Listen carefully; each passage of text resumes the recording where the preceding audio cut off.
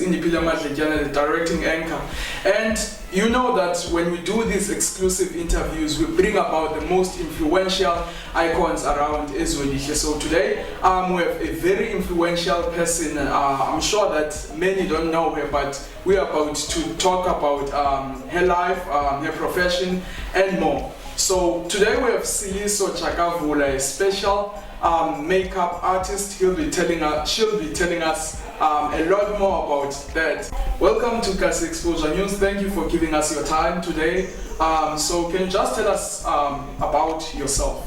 Because normally I say a bit about yourself, so I'm sure that many people want to know about yourself. About myself, okay. So I have so many roles. I have my own hairline, so I sell and make weaves. So the whole process, I have to stock, I have to make the weaves, I have to sell, I have to market. So I take on so many roles, and I actually enjoy it because I love hair, I love working with hair, and I feel like I'm comfortable with it. So I wouldn't say it's a job.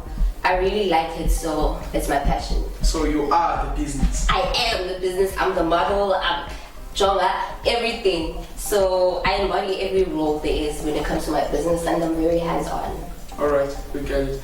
So we know that each and every person might have or has a different version of high school life. You know, many can describe it as difficult because you'll find out that many people were bullied, some, you know, all that. So what's your version of your high school life? How was your life in high school? Life in high school was hard and sort of a breeze. So, okay, let me just say this. I have social anxiety, right? So I don't like it when there's a lot of people. That's why at first I said I'm an introvert. I have social anxiety. It was so hard for me to deal with high school because there are orals and there's assemblies and then there's sports and at my high school you had to do something. You couldn't just go to school and go back home. So for me it was such a struggle, but I soldiered on as many of us have to. I just focused on what's important, which is the education, and I feel like in high school you take everything so personal and so hard, and you just have to remember that it's high school. It's just the beginning. So you have to find a coping mechanism for you. Like for me, I realized I have social anxiety, so let me do something about it. So I took drama lessons so that I could be more relaxed and just enjoy my time around people. Oh, okay. So did you enjoy your high school? Yes. Yes, I did. Yes, I did. Okay. So I didn't mention when I started that you studied psychology. So can you just tell us about your varsity? Where and what did you study in varsity? Okay. So I went to Johannesburg. I really didn't want to be in this place. I wanted to explore. I wanted to see life. So I went to Joburg. I didn't have friends, I didn't have family. So I thought, okay, this is a fresh start for me, and let me just leave high school life where it's at. So I went to Wits University, and what did I apply for? I think I applied for law, education, and psychology. I actually didn't care what I was accepted in. I just wanted to be in Johannesburg. I wanted the limelight. I wanted to be in the city of gold and Joga. I enjoyed my time in varsity. So what exactly did you study in university? I studied psychology, so I did BA industrial psychology. So it's a 3-year degree. First 2 years you study psychology, the normal psychology, and then the last year you need to choose your branch. I think there's like 4 options. I chose industrial psychology. All right. So firstly, before I go to the next question, can you just brief us about industrial psychology, as you put it, because I'm sure that even the people watching don't know what it is. Sure. So like the easiest way I can describe industrial psych is that it's basically HR. It's human resources. It's a psychologist for people at work, people in organizations. So we need to deal with you are the bridge between the employee and the company. Oh. So it's like the middleman. So you deal with people, you consult, and you do everything with management and what's the word? It might pop up during the interview. So let's just move on to the next question. So, but why did you decide to study psychology? What's the reason behind that? I'm not gonna lie and say I always wanted to be a psychologist, blah blah blah blah blah. No, listen, I just wanted to be in Johannesburg. I just wanted to experience university as it is, so whatever I got accepted in, I was gonna go in. But I feel like psychology found me because at heart I am a psychologist, and I love interacting with people. Minus the social anxiety. I love observing people and just looking at people. Like I notice every single thing, like how people speak, how people, like if the tone is not right, then I notice, and then if you're twitching, if your eyes twitching, then I know you're lying, or like things like that. So I feel like psychology was the perfect fit for me. Oh, okay. So we know that you've been involved in the movie Siliso, The Outcry. So what was your involvement? What was your role? Because we know that you were the makeup artist.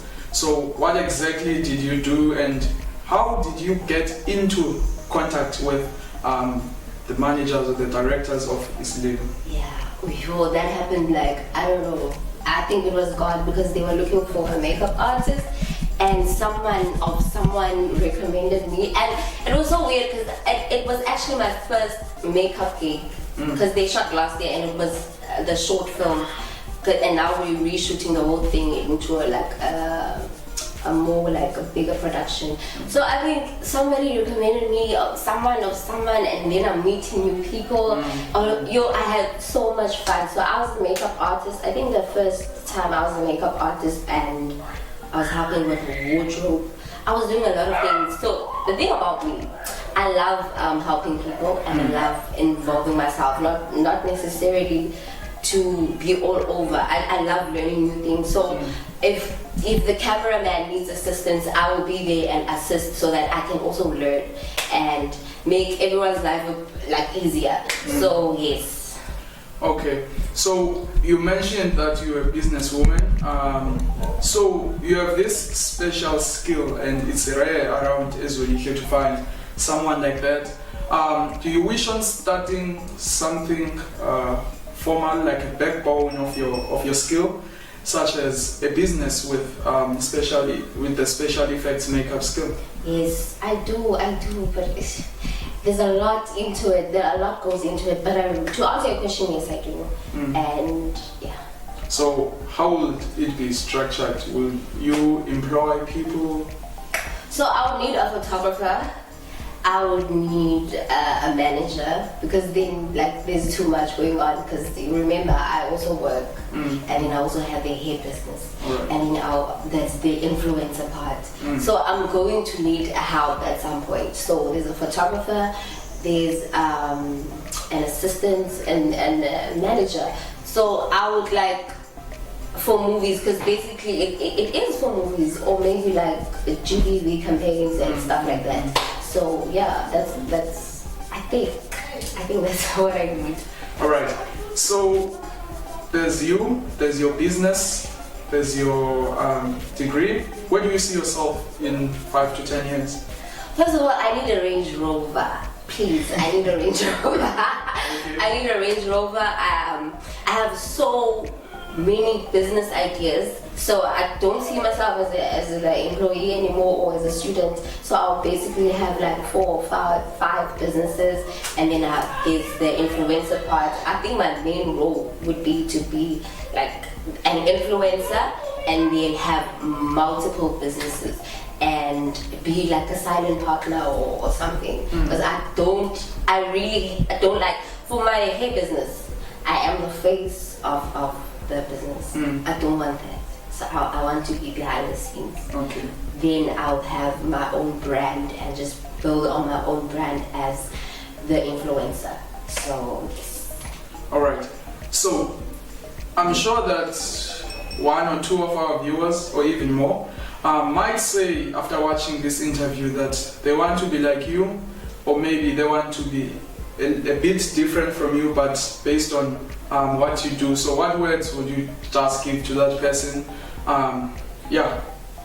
So I'll say focus on what you like doing the most, because I saw what I like doing the most. Because I remember I used to do people's hair all the time. I think in high school, and then in varsity, I saw that I like this and I enjoy doing this. And my friends would ask me like, why are you making 5 weeks per day? At that time, nobody knew that I sold hair, but I was busy making the hair. So I was like, listen, I love this, I'm gonna do this. So stick to what you love, stick to be who you are, but like, if you want to do business, like stick to what you like and try to monetize out of it. Because I can't now be doing shoes. Imagine me making shoes now just because there's money in that market. Just stick to what you love. Eventually it will work out. All right. That is Miss J. She made sure that we call her that before the interview. So thank you very much for your time. We appreciate it, and I'm sure that the viewers will be inspired and motivated by this interview. Again, this is Indipida Madlekiana, the directing anchor of Kasi Exposure News. Until next time.